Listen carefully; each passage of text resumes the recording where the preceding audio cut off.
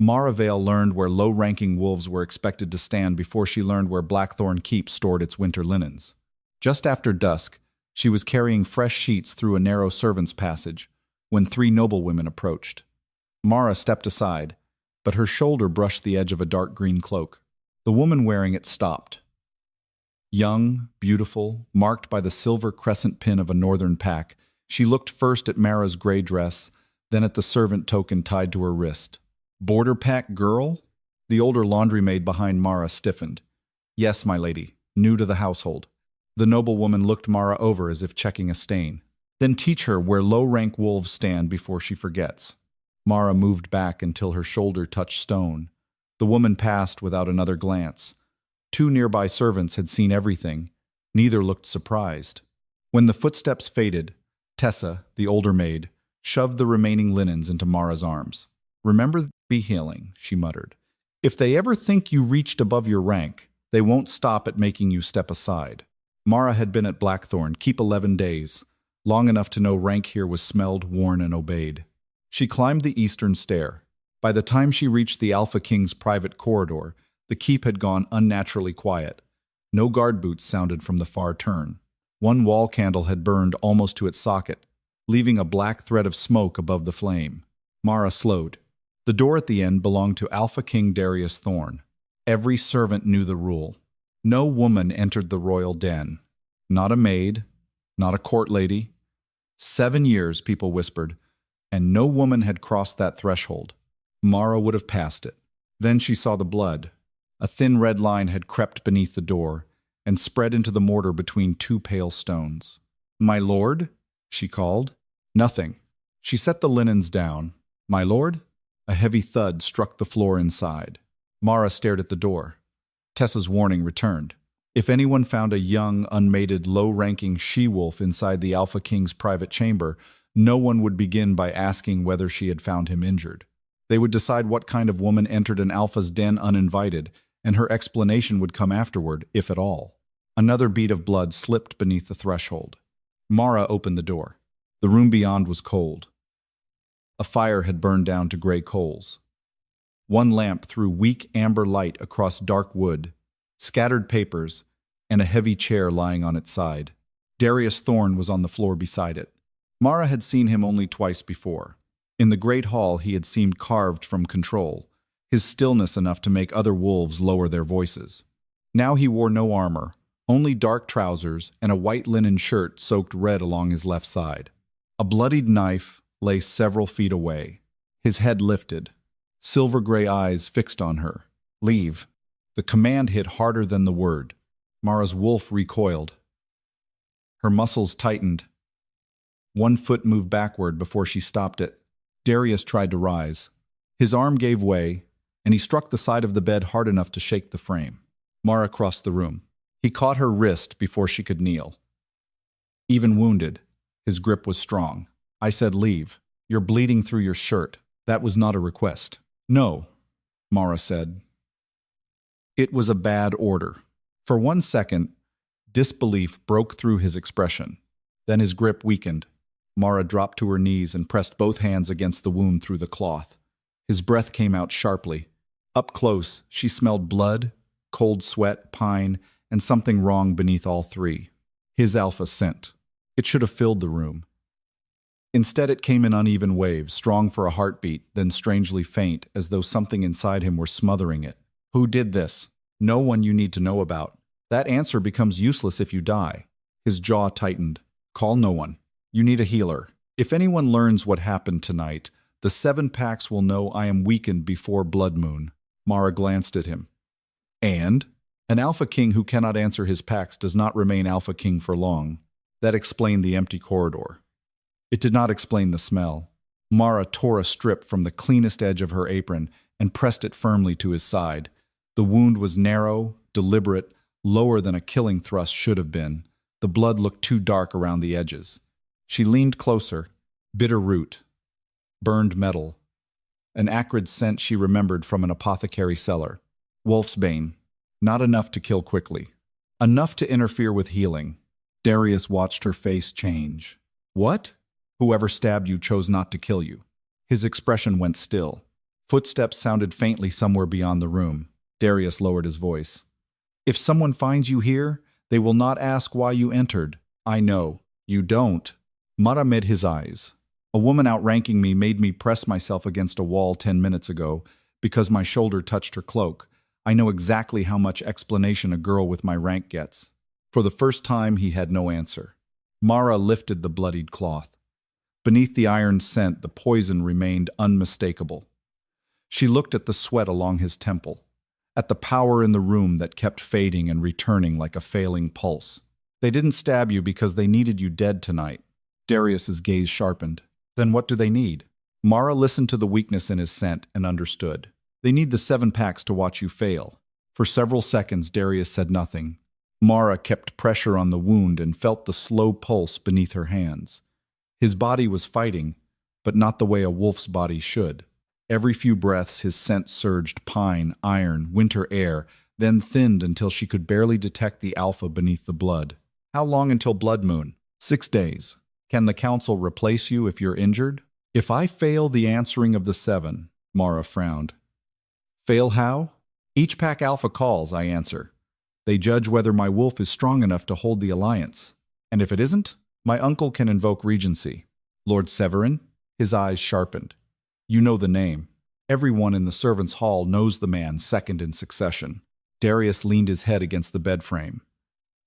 Then everyone in the servants' hall knows too much. Or you tell them too little. Pain stole his reply.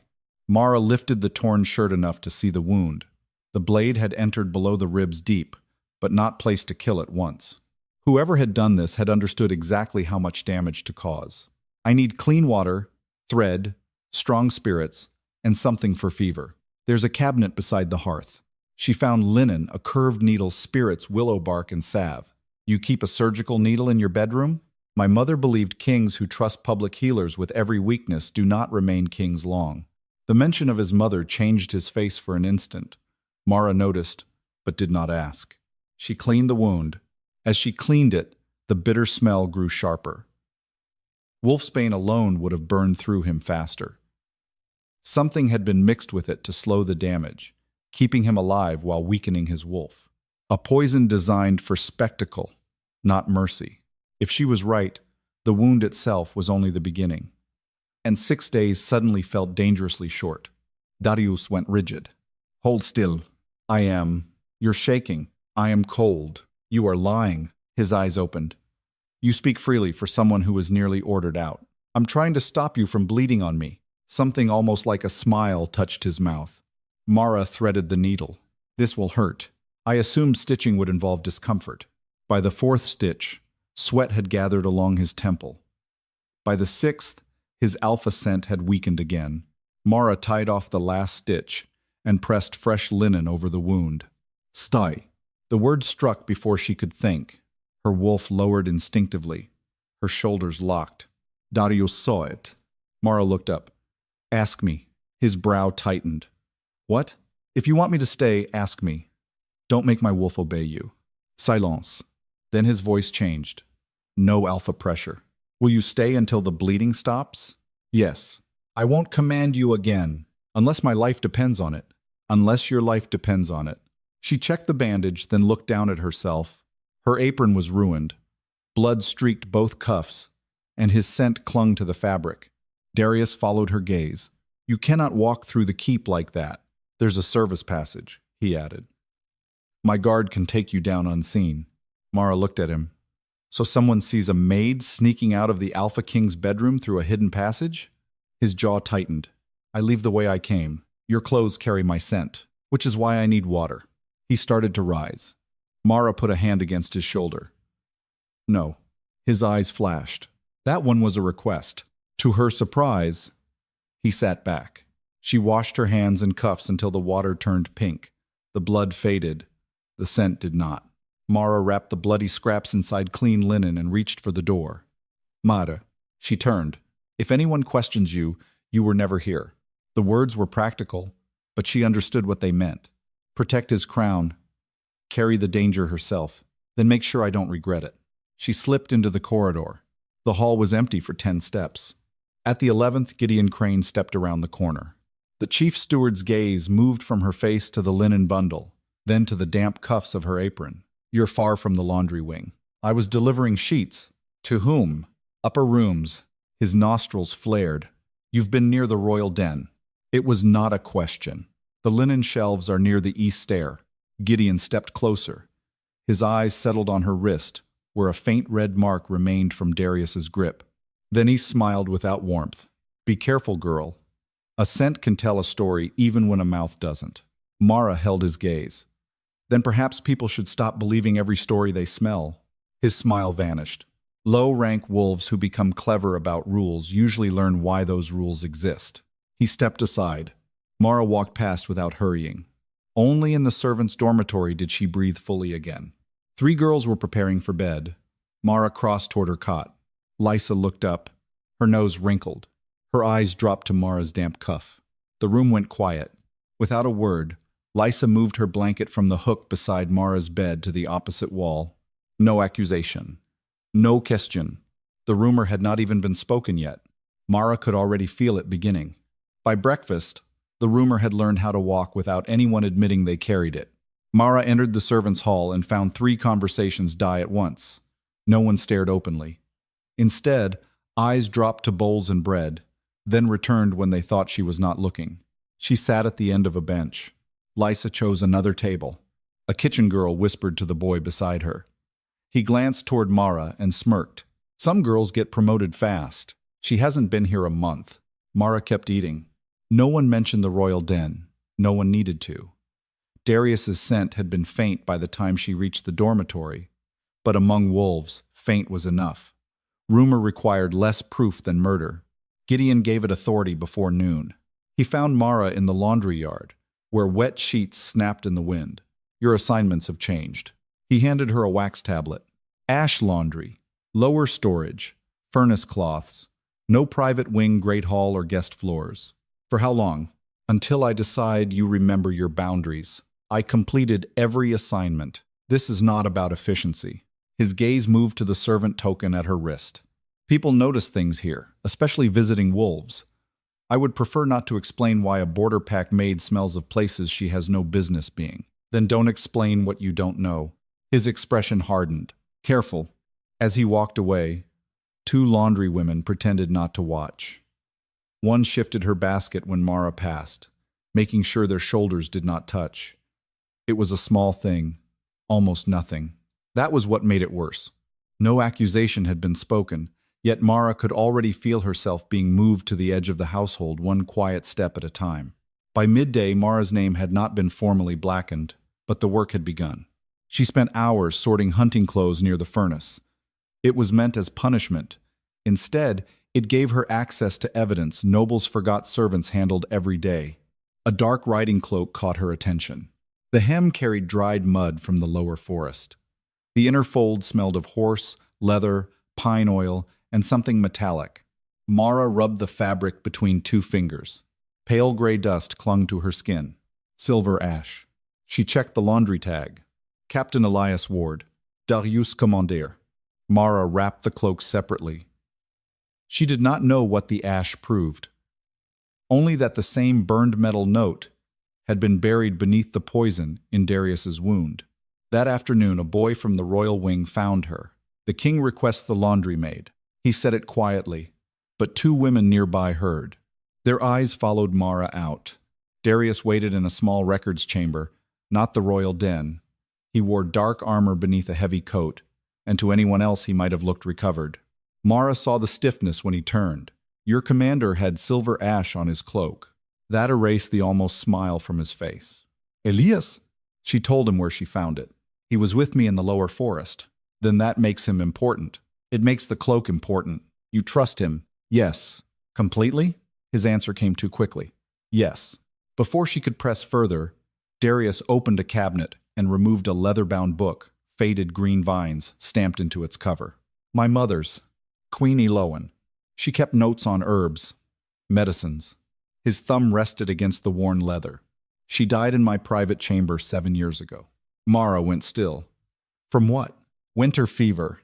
He gave the answer like a man repeating words he no longer believed. "She weakened over 9 days. Her wolf stopped healing. Her scent disappeared before the fever took her.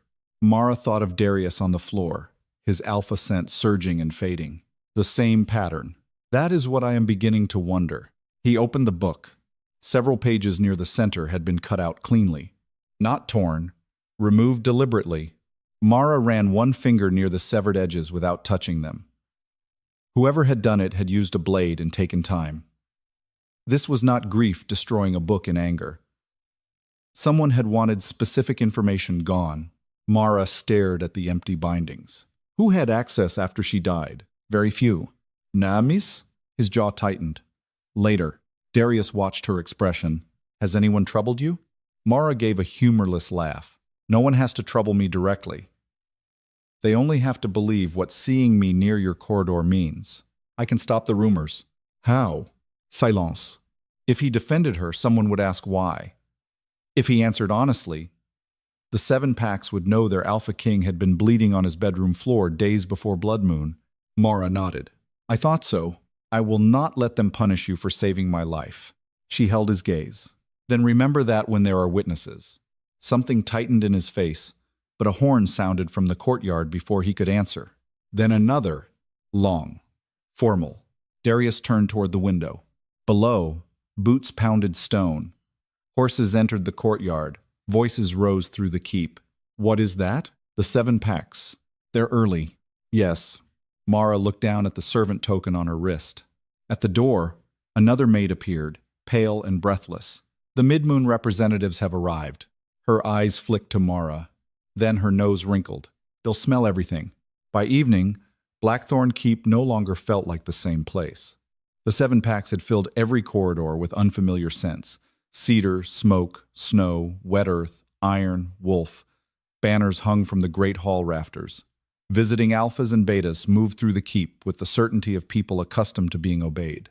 At sunset, Gideon ordered every household servant into the great hall for the mid-moon muster.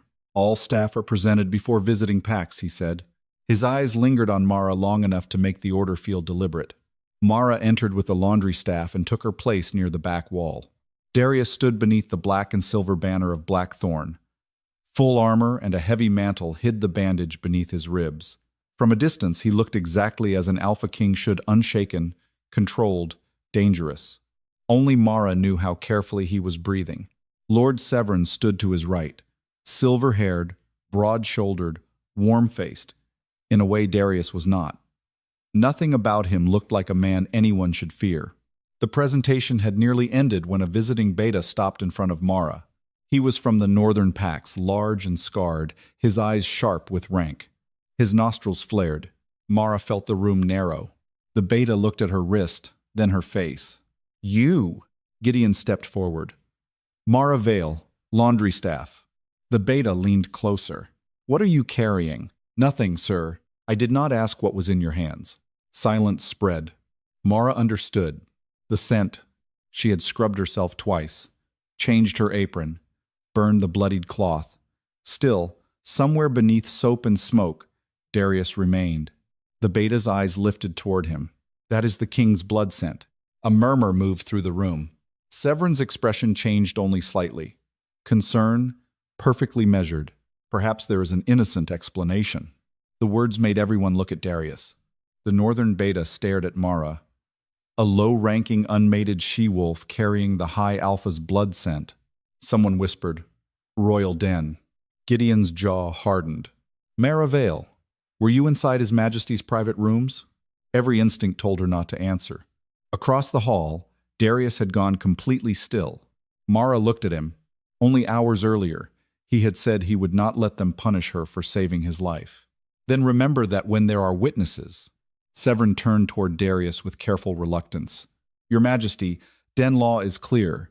If the girl had permission, say so, and this ends here. Mara saw the trap. If Darius said yes, the next question would be why. Why had an unmarried laundry maid been permitted inside the royal den? Why did she carry his blood scent? Why had no healer been summoned? Why had the High Alpha concealed an injury before the answering of the 7? The visiting alphas were already watching him differently. Darius looked at her. For one heartbeat, Mara thought he might choose another way. Then he faced the hall. Mara Vale had no permission to enter my den. The words landed cleanly. No explanation. A sound of disgust came from among the visiting households. Mara did not look away from Darius. Gideon removed the servant token from her wrist. Under den law, unauthorized entry into an Alpha's private den violates household oath and rank. I did not. Silence. The command came from Gideon. That somehow made it worse. A noblewoman near the northern delegation gave a soft laugh. Some girls smell a crown and forget what they are. Darius heard. Mara knew because his jaw tightened. He said nothing. Gideon continued. Mara Vale is stripped of household standing pending review. She will remain in Ash Laundry. Until restored, she may not enter royal floors or offer testimony before Pack Court without a recognized sponsor. Den Oathbreaker. The phrase moved through the room before anyone formally spoke it. Mara felt it settle over her like dirt. The man who had let her stitch his flesh closed now stood beneath his banner while strangers decided what kind of woman she was. And he let them. Remove her, Gideon said. As she crossed the hall, whispers followed her. One servant who had shared bread with her that morning lowered her eyes. Another stepped aside, as if disgrace itself carried a scent. Mara understood then what Gideon's ruling had done. It had not merely changed her work. It had given everyone permission to believe the worst version of her without ever hearing the truth. Mara turned before anyone could touch her and walked out under her own power. Darius found her after midnight in the narrow passage behind the furnace rooms, stacking folded cloth. Mara. She did not turn. I had no choice that would not expose the wound. You had choices. If I admitted you were there, Severin could have forced an immediate fitness review. She faced him. I understand why you did it. Something in his expression loosened, almost relief. She cut it off. Understanding it does not make it hurt less. His face closed again. I can correct this after Blood Moon. After, I will restore your standing. You think that is what you took? He said nothing. Mara stepped closer, keeping her voice low. You trusted me enough to bleed in front of me. You just didn't trust me enough to stand beside me when people were watching. Darius's eyes held hers. No command came. No defense either. Mara picked up the folded cloth and walked past him. This time, when the Alpha King let her go, she did not look back. Ash Laundry began before sunrise. Mara spent the morning feeding furnace cloths into steaming vats while the other women worked around her as though disgrace had made her contagious. No one insulted her openly. A stool disappeared when she approached. Conversation stopped when she entered. Even the supervisor checked Mara's bundles twice and everyone else's once. The new servant token at her wrist was plain iron. Gideon had handed it to her himself. Temporary, he had said. Mara heard the real meaning. Know your place. Before Darius arrived, Mara had seen Gideon cross the laundry court, carrying the locked case used for household movement records. A Western Pack clerk followed him toward the archive. When Mara asked why guest staff needed royal schedules, Gideon answered without slowing. Inventory coordination. That was becoming the problem with Gideon. Everything he did could be explained. None of it made Mara less uneasy. By noon, Darius found her in an unused drawing room. You should not be here, Mara said. Neither should you. That did not stop you from putting me here. His face tightened. He looked stronger than 2 nights ago, but Mara could still smell the unevenness in his alpha scent. I can move you out of Ash Laundry. No. I can order Gideon to restore your assignments. No. Mara. She turned from the hanging sheets. You keep trying to repair in private what you broke in public. If I defend you publicly now, they will ask why. Then perhaps you understand the problem. I did what I had to do to prevent an immediate fitness review. I know. The answer stopped him. I understand why you did it. Understanding it does not make it hurt less. Then Darius stepped closer. His hand lifted, almost reaching for her face, but stopped. She wanted him to close the distance. I will not become the woman you trust in darkness and disown in daylight. His hand fell. Mara picked up a folded hunting cloak. There was something else.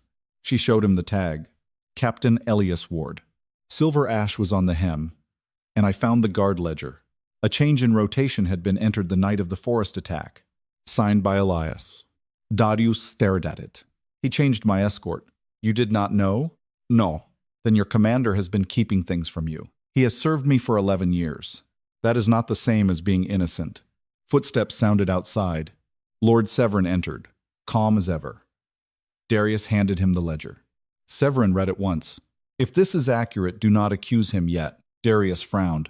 Why defend him? Because fear makes patterns where there may be none. If Elias has hidden something, learn what before deciding why. Severin lowered his voice. Your mother feared this most. Not enemies beyond the walls. What suspicion would make of you inside them? Darius went still. Do not let whoever wounded you choose whom you distrust.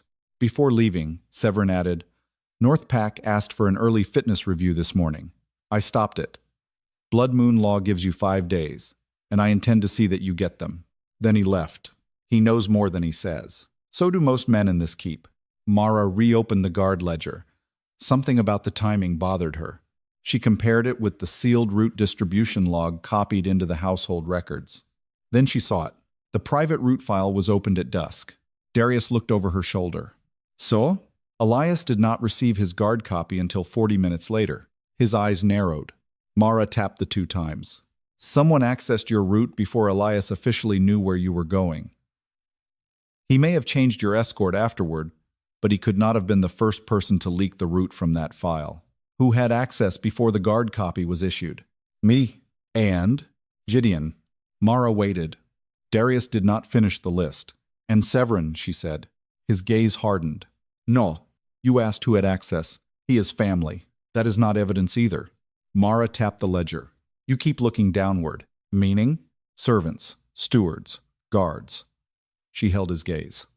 Whoever did this may already have been standing beside your secrets. A knock interrupted them. Captain Elias Ward stepped inside alone. He removed his sword and laid it on the table. Darius's voice went cold. You changed my escort. Yes. You concealed it. Yes. Why? Because someone was tracking your movements. You knew? I suspected. And told no one? I told one man. Elias removed a sealed letter. The last man I told was dead by morning. Darius stared at him. Who? Lieutenant Corin. 3 months ago. You told me Corin died on patrol. I lead. Darius's alpha scent sharpened. What else are you hiding? Elias's jaw tightened. Something I cannot prove yet. Mara watched him. Whatever this reveal made Elias, it did not make him clean. He pushed the letter toward Darius. I intercepted this 2 days before the attack. I kept it because I did not know which hands inside this keep were safe. Darius broke the seal. There was no signature. Only one sentence. When the king falls at Blood Moon, the family will hold the realm together. Mara read it twice. It points somewhere, she said. It proves nothing. Darius did not answer. Severin helped raise you, Mara said quietly. He did. If this points to him, it doesn't. The denial came too quickly. Darius looked down at the letter again. For the first time, Mara saw that he did not believe his own answer. The letter changed nothing and everything. It proved no name, no hand, no crime. But after Elias left the drawing room, Darius stood over it as though the single sentence had opened a crack beneath his feet. Mara folded the guard ledger shut. You should rest. I am not tired. You are bleeding through your bandage. His hand went to his side. For a moment, neither mentioned Severin. That silence followed Mara back to Ash Laundry. By evening, Gideon had doubled the household checks. No servant crossed between wings without showing a token. Guest trunks were searched, storerooms were sealed. Gideon called it precaution after irregularities in royal records. Mara called it a net. She did not know who it was meant to catch. The next morning, 2 royal guards entered Ash Laundry while the furnaces were still being lit. Every woman stopped working. Captain Elias came behind them. His expression gave Mara nothing. Step away from your cot, he said. Mara stared at him. Why? A search has been ordered. By whom? Crown Security. Not Darius. Not Severin. Not Gideon. A phrase broad enough to hide anyone inside it. The guards opened Mara's narrow chest. The first thing they found was a leather pouch beneath her spare dress. It was not hers. Elias emptied it onto the blanket. Western silver coins scattered across the wool. The room changed. Mara heard someone behind her whisper, "Of course." The second guard pulled a wrapped packet from beneath the straw mattress. When he opened it, the bitter smell hit Mara before she saw the dried leaves. Wolf's bane. No, she said. Elias looked at her. I have never seen either of those. The guard reached deeper and found folded parchment. Mara's stomach dropped. It was a route map. The lower forest. Darius's hunting path had been marked in dark ink. A red circle surrounded the place where he had been attacked. This time, no one whispered. No one needed to. Gideon appeared in the doorway as if summoned by the silence. His eyes moved over the coins, the wolfsbane, the map, then to Mara's iron servant token. "Den Oathbreaker," he said quietly. "And now this." Mara looked at Elias. "You know the root evidence does not fit. I know the original leak came before my copy. That is not what I asked." His jaw tightened. "I know this requires investigation." Gideon gave a humorless laugh. "A map of the king's ambush hidden under her bed requires very little imagination." "Imagination is not proof," Mara said. Gideon's gaze sharpened. Convenient words from a girl who entered the Alpha's den without permission.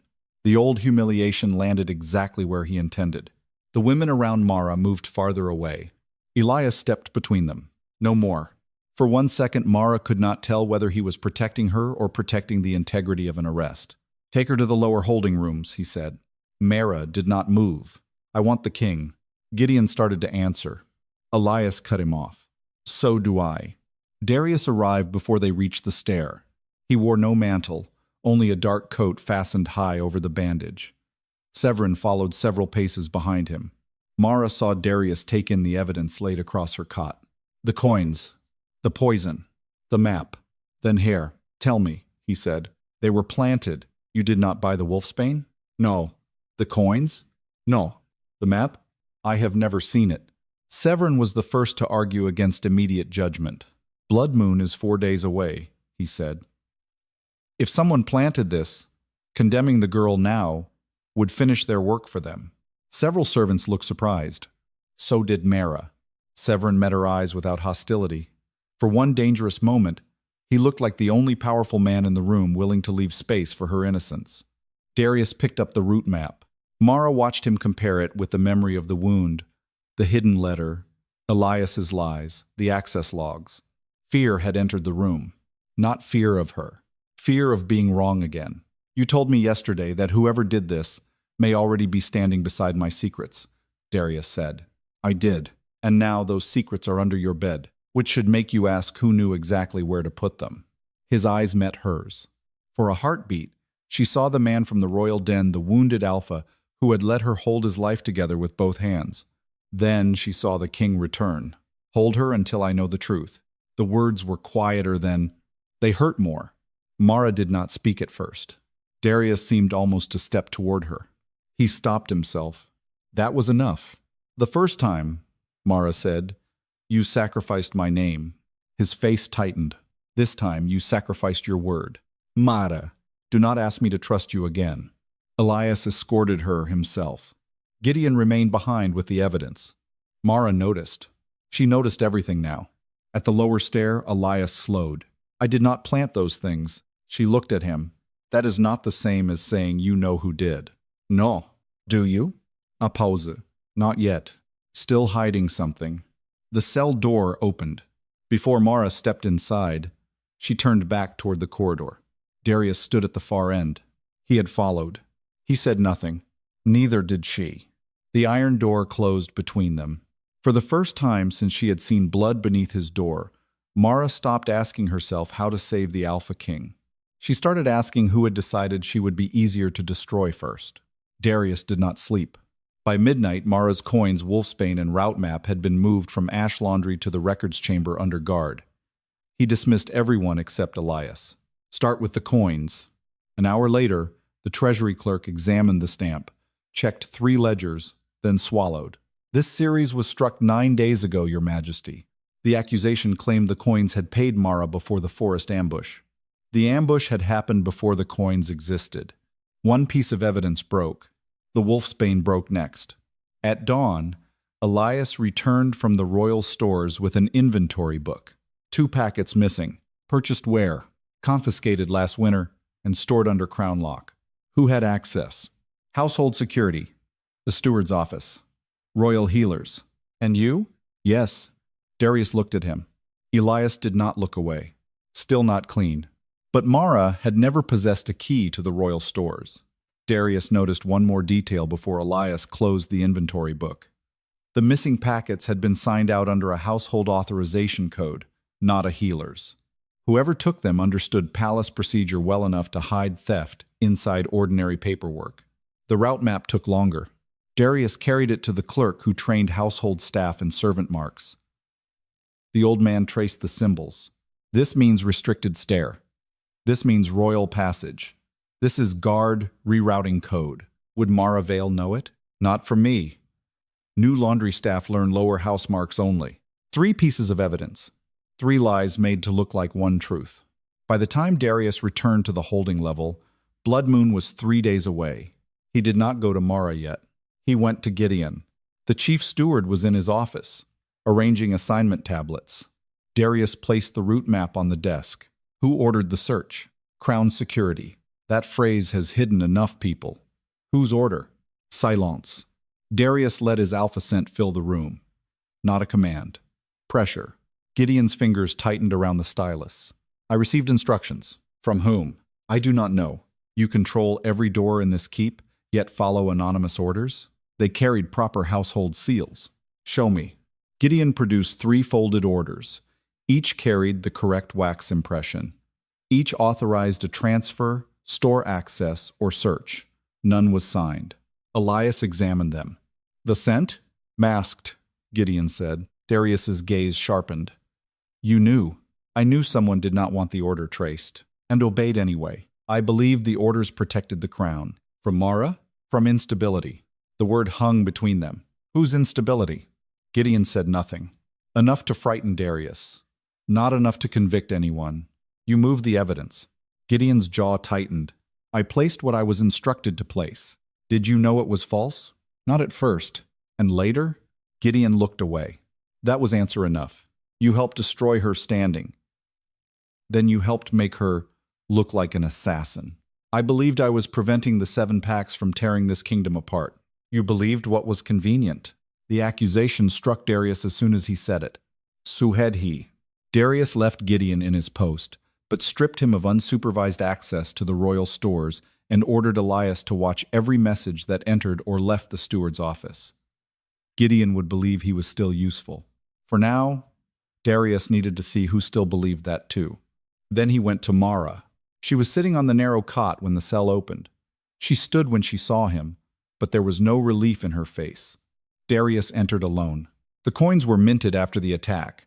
The wolfsbane came from Crown stores. You had no access. The route map uses codes you were never taught. Mara folded her arms. So you believe me now? Yes, because the evidence allowed you to. He absorbed it. Yes. Then he tried again. I failed you twice. Her expression changed, barely. The first time I knew you were innocent and let the court disgrace you because it protected my position.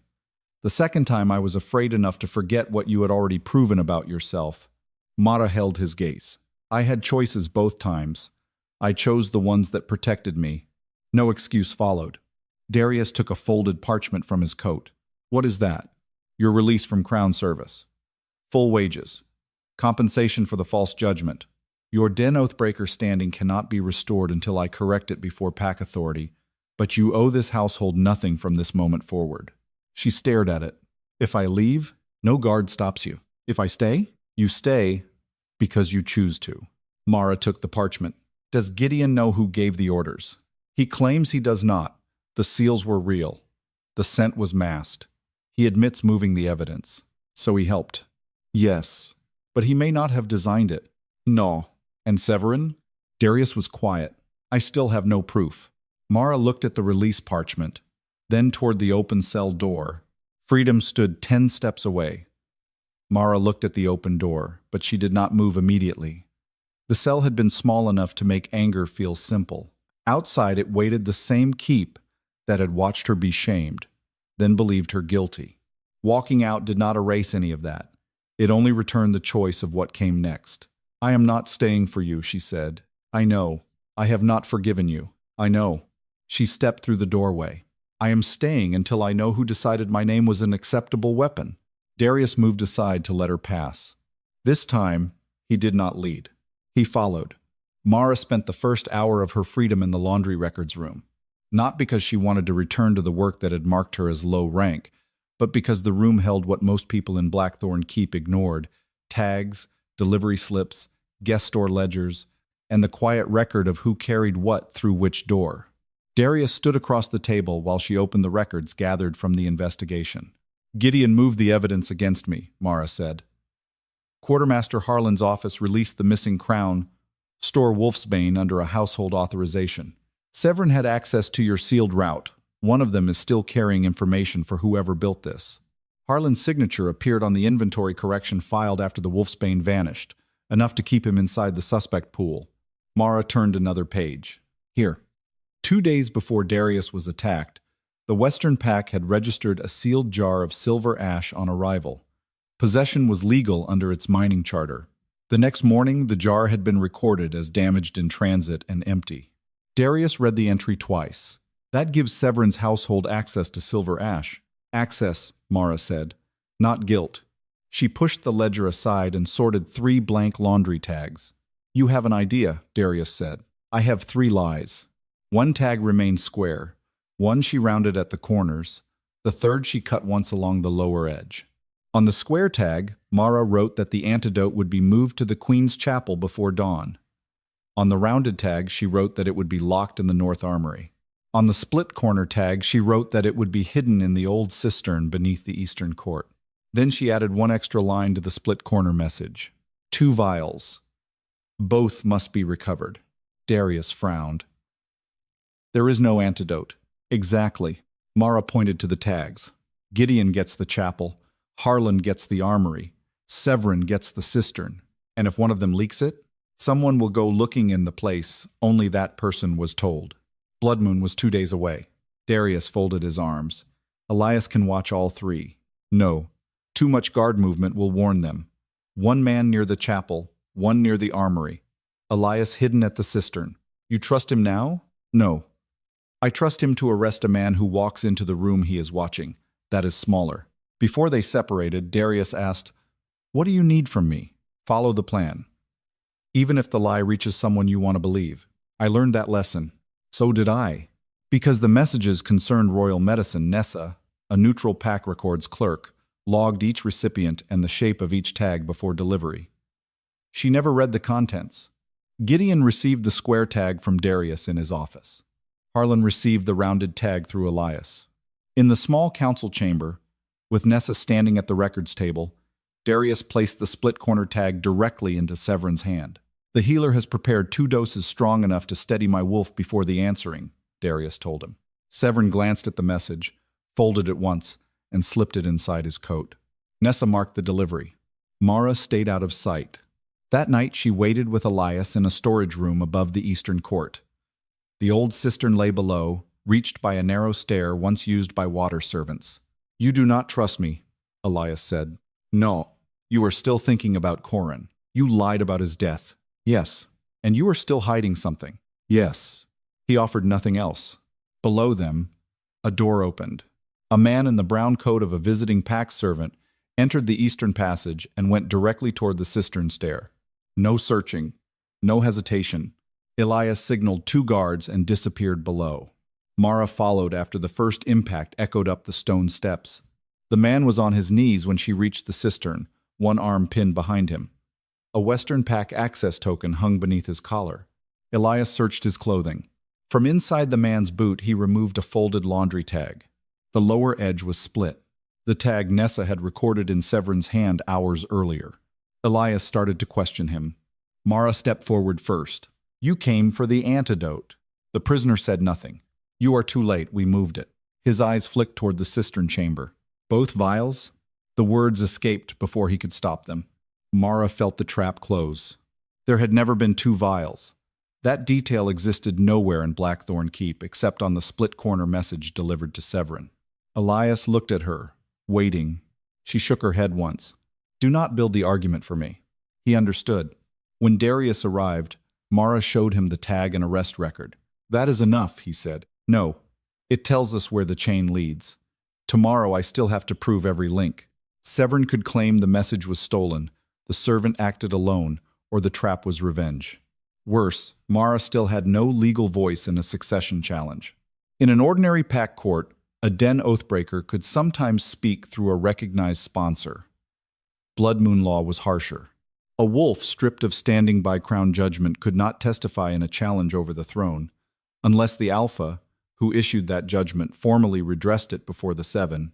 "If my judgment still stands tomorrow night," Mara said, "I can carry every piece of this into the hall and still be legally silent."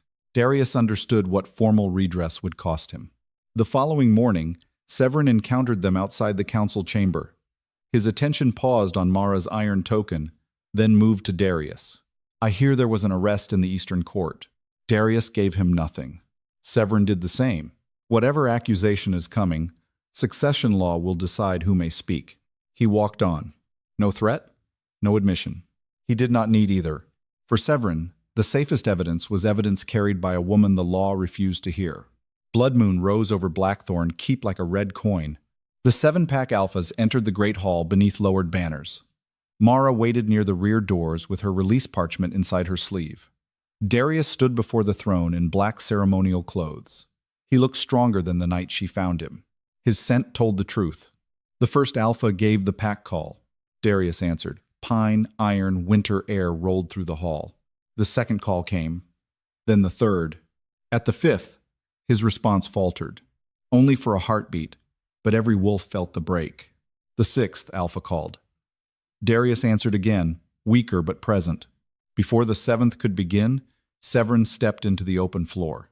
Under Blood Moon law, I invoke review of the High Alpha's fitness. If he cannot complete the answering, the 7 must consider regency. And you stand next in royal blood, the Southern Alpha said. I stand where the law places me. Severin turned toward Mara. There is also an accusation waiting to be heard from a woman who has no standing to make it. The Northern Alpha looked toward her iron token. Mara Vale remains a den oathbreaker by crown judgment. She cannot testify in a succession challenge. Darius left the throne dais. I issued that judgment. The hall quieted, and I knew it was false when I issued it. Darius faced the 7, not her. Mara entered my den because I had been stabbed and poisoned. She kept me alive. I denied her permission because admitting the truth would have exposed my weakness before Blood Moon. I let her standing be stripped. I let this court believe she had reached above her rank when she had done nothing but save my life. I used her disgrace to protect my crown. You understand formal Alpha's redress costs you first voice for the remainder of this council, the eldest Alpha said. You may not rule on the succession challenge, veto the 7, or pass judgment on Lord Severin. I understand. Darius, Severin said. Darius did not turn. I invoke Alpha's redress. Mara Vale's den judgment is withdrawn. Her standing is restored. The fault was mine. The staff struck stone. So recorded. The king surrenders first voice. Darius looked at Mara, then stepped aside without calling her forward. Mara walked to the council table. Severin watched her approach. You have resentment. Perhaps suspicion. Neither is proof. Motive is not guilt, Mara said.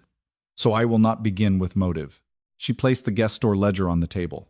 Before the attack, the Western delegation registered a sealed jar of restricted silver ash.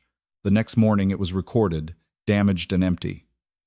That proves access to one ingredient found with the poison. It does not prove who used it. Severin spread one hand. Precisely. Mara placed the route access record beside it. The king's route was opened before Captain Elias received his guard copy. At that hour, access belonged to the Crown, Gideon Crane's office, and Lord Severin's council office. Again, access, not guilt. She turned toward Gideon. Did you plant wolfsbane, western coins, and a route map in my quarters? Yes. Did you write the orders telling you to do it? No. Do you know who wrote them? No. So Gideon proved someone used the household system to frame me. He cannot name that person. That is why I stopped looking for a confession and built a trap. She held up 3 laundry tags. I told 3 people 3 different lies. Gideon was told the antidote would be in the Queen's Chapel. Quartermaster Harlan was told the North Armory. Lord Severin was told the old cistern. Mara lifted the split corner tag. Nessa. The neutral records clerk stepped forward. Did you log this tag before delivery? Yes. To whom? Lord Severin. His Majesty placed it in Lord Severin's hand in my presence. Mara faced Elias. Where was the Western servant arrested? At the old cistern. What was found inside his boot? The split corner tag. Severin spoke immediately. A message can be stolen. Yes, Mara said. So I made the message itself a trap. She laid the tag flat. It said there were 2 antidote vials. There were none. She turned to the clerk who had recorded the arrest.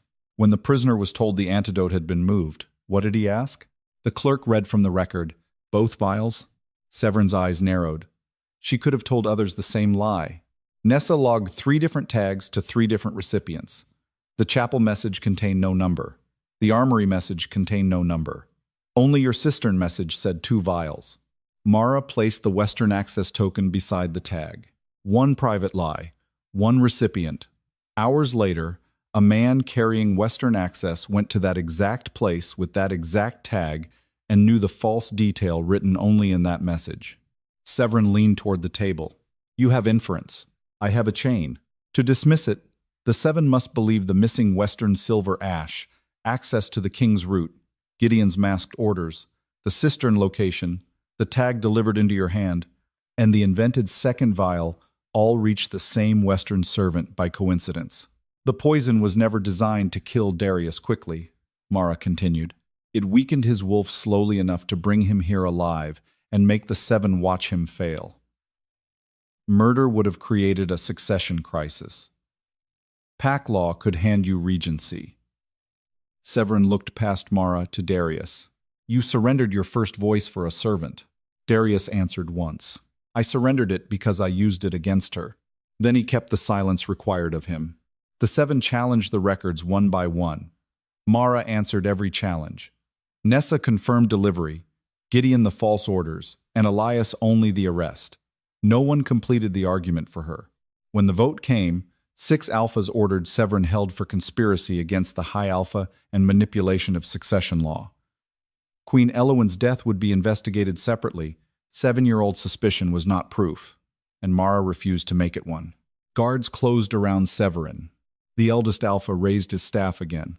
The conspiracy question is answered, the fitness question is not. The 7th call remains. The final pack alpha stepped forward and called. For 1 terrible second, Darius gave nothing. Then his wolf answered. The response was rough, diminished, but unmistakably his. The eldest alpha struck the floor. All 7 have been answered. Moon, broken regency cannot be imposed tonight. 2 alphas withheld full allegiance pending review, but the throne did not pass. Darius had paid to give Mara back a voice. She had used it to break Severin's chain around the crown. Blackthorne Keep did not become peaceful because Severin was arrested. The 7 had accepted Darius's completed answering, but 2 packs withheld full allegiance pending review of the succession conspiracy. The Western delegation was replaced.